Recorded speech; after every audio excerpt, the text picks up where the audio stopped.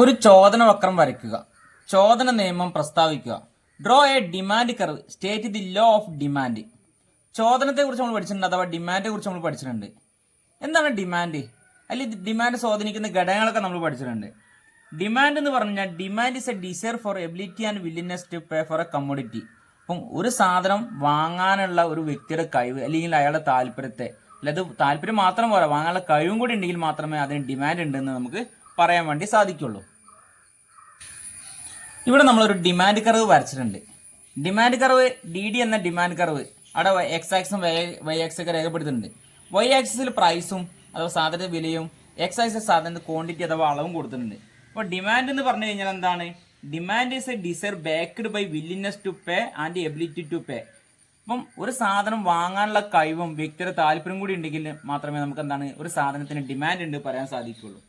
എന്നാൽ ഇവിടെ law of demand പറയുന്നത് വില വർദ്ധിച്ചു കഴിഞ്ഞാൽ, അല്ലെങ്കിൽ ചോദന നിയമം പറയുന്നത് വില വർദ്ധിച്ചു കഴിഞ്ഞാൽ, പ്രൈസ് വർദ്ധിച്ചു കഴിഞ്ഞാൽ ഡിമാൻഡ് കുറയുമെന്നും പ്രൈസ് കുറഞ്ഞു കഴിഞ്ഞാൽ ഡിമാൻഡ് കൂടുമെന്നാണ് പറഞ്ഞിട്ടുള്ളത്. അപ്പം അത് ശരിയാണോ എന്നും കൂടി നമുക്ക് നോക്കാവുന്നതാണ്. എക്സാമിന് 2 മാർക്ക് ചോദ്യം വരാറുണ്ട്, അല്ലെങ്കിൽ 2 മാർക്കിനും 3 മാർക്കിനും ചോദ്യം ആവർത്തിച്ച് വരാറുണ്ട്. ഇവിടെ നമ്മൾ DD എന്ന ഡിമാൻഡ് കർവ് കൊടുത്തിട്ടുണ്ട്.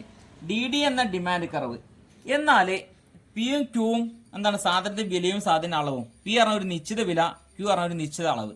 ഇപ്പൊ നമുക്ക് പി എന്ന് പറഞ്ഞ ഒരു 10 രൂപയാണെന്ന് വിചാരിക്കാം. ഇവിടെ സാധന വില 10 രൂപയാണ്. ഇവിടെ ഏകദേശം 20 യൂണിറ്റ് ഡിമാൻഡ് ഉണ്ട്.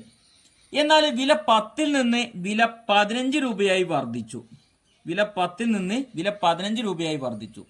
വില 15 രൂപയായി വർദ്ധിച്ചു കഴിഞ്ഞാൽ എന്താണ് സംഭവിക്കുക? നോക്കുക നമ്മൾ. ഇപ്പൊ നമ്മൾ ഇവിടുന്ന് നേരെ ഡിമാൻഡ് കർവിലേക്ക് ഒരു വര വരച്ചു. വില വർദ്ധിച്ചു. വില 10 രൂപയിൽ നിന്ന് 15 രൂപയായിട്ട് വർദ്ധിച്ചു കഴിഞ്ഞപ്പോൾ എന്താ സംഭവിച്ചത്? ആദ്യം 10 രൂപയായപ്പം 20 യൂണിറ്റ് ആയിരുന്നു മാർക്കറ്റിലെ ഡിമാൻഡ് ഉണ്ടായിരുന്നത്.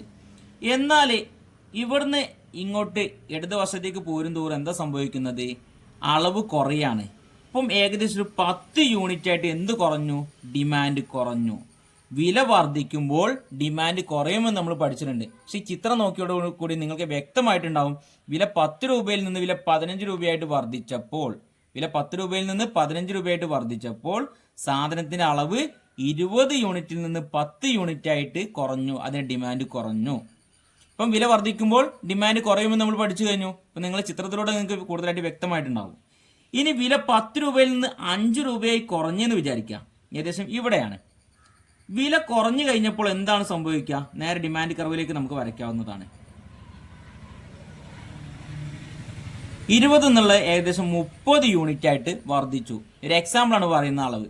ഇപ്പൊ നിങ്ങൾ നോക്കിക്കഴിഞ്ഞാൽ കാണാൻ സാധിക്കും, വില 10ൽ നിന്ന് 5 രൂപയായിട്ട് കുറഞ്ഞു. വില കുറഞ്ഞു കഴിഞ്ഞപ്പോൾ ഡിമാൻഡ് എന്ത് ചെയ്ത്? 20ൽ നിന്ന് വർദ്ധിക്കുകയാണ് ചെയ്യുന്നത്. ഇവിടുന്ന് വലത്തേക്ക് പോകുക എന്ന് പറഞ്ഞു കഴിഞ്ഞാൽ വർദ്ധിക്കുകയാണ്. 20ൽ നിന്ന് ഏകദേശം 30 യൂണിറ്റ് ആയിട്ട് വർദ്ധിച്ചു. അപ്പൊ ചോദന നിയമത്തിൽ എന്താ പറയുന്നത്? വിലയും ഡിമാൻഡും, പ്രൈസ് ആൻഡ് ഡിമാൻഡ് ഇൻവേഴ്സ് റിലേഷൻഷിപ്പാണ്, അല്ലെങ്കിൽ ഓപ്പോസിറ്റ് റിലേഷൻഷിപ്പാണ്.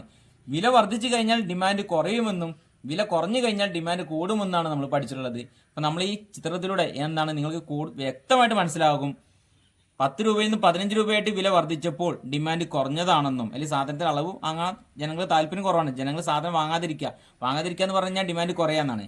വില 10ൽ നിന്ന് 5 രൂപയായിട്ട് കുറഞ്ഞപ്പോൾ ജനങ്ങൾക്ക് അതിനുള്ള താല്പര്യം കൂടുകയാണ്. അപ്പോൾ കൂടുതൽ യൂണിറ്റ് വാങ്ങാൻ വേണ്ടി ശ്രമിക്കും, അതായത് ഡിമാൻഡ് കൂടുകയാണ് ചെയ്യുന്നത്. അപ്പം ലോ ഓഫ് ഡിമാൻഡ്, ചോദന നിയമം പറയുന്നത് എന്താണ്? വിലയും ഡിമാൻഡും, പ്രൈസ് ആൻഡ് ഡിമാൻഡും തമ്മിൽ എന്താണ്? ഓപ്പോസിറ്റ് റിലേഷൻഷിപ്പാണ്, അല്ലെങ്കിൽ ഇൻവേഴ്സ് റിലേഷൻഷിപ്പാണ്. സ്വാഭാവികമായിട്ട് എന്താണ്? വില വർദ്ധിക്കുമ്പോൾ ഡിമാൻഡ് കുറയുമെന്നും വില കൂടുമ്പോൾ ഡിമാൻഡ് കുറയുമെന്നുമാണ് നമ്മൾ പഠിച്ചിട്ടുള്ളത്.